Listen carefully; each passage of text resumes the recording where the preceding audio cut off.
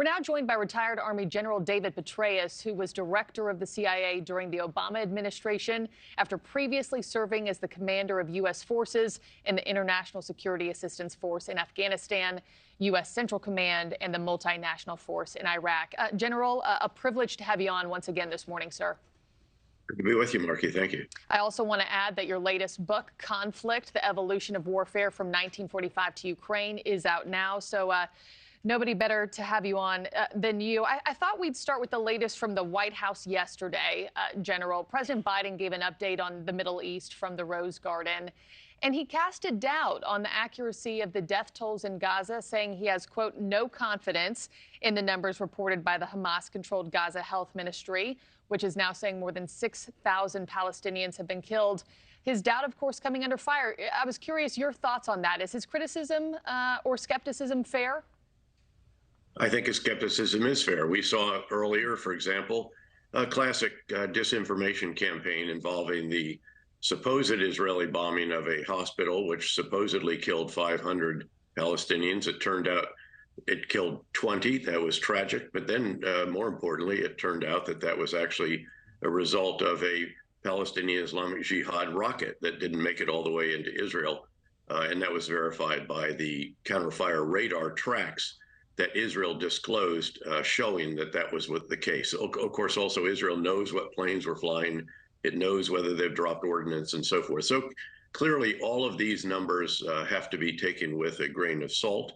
There's no question from the video and from the photographs that there is enormous damage being done as the Israelis are carrying out what are termed shaping operations, preparing the battlefield, setting the conditions so that when the infantry finally is exposed to the enemy, and that moment will come clearly, that they have done everything they can to reduce and degrade the capabilities of Hamas and the Islamic Jihad to take their infantrymen under fire. Nonetheless, it's going to be a very, very tough campaign.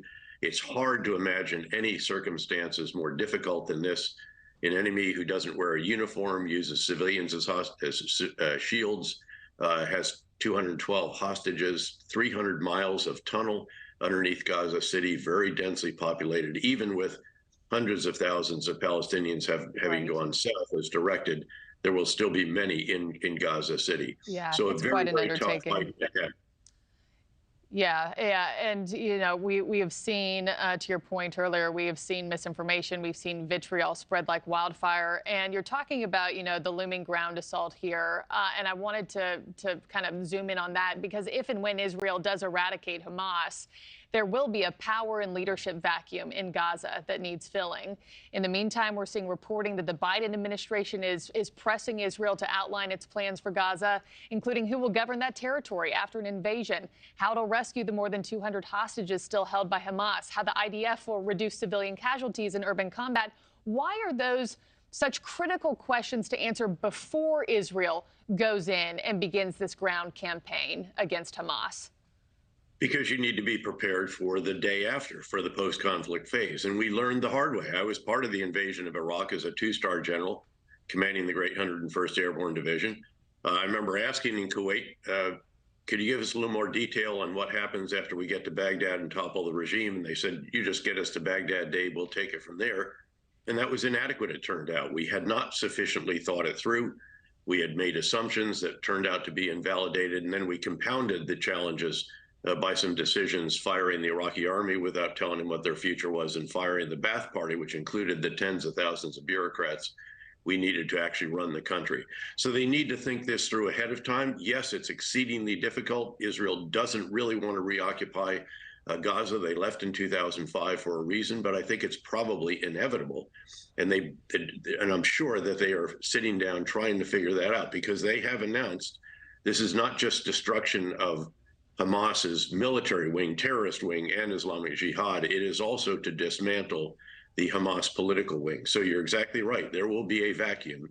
There also should be a vision announced for the Palestinian people. Hearts and minds do matter. Yes. Keeping civilian casualties to an absolute minimum does matter. There should be a vision. This is what the future of Gaza can be for you and your families when Gaza is rid of Hamas and the other terrorist groups, Islamic Jihad. Thank you for watching. Go to newsnationnow.com to find News Nation on your television provider. And don't forget to click the red subscribe button below to get more of News Nation's fact-driven, unbiased coverage.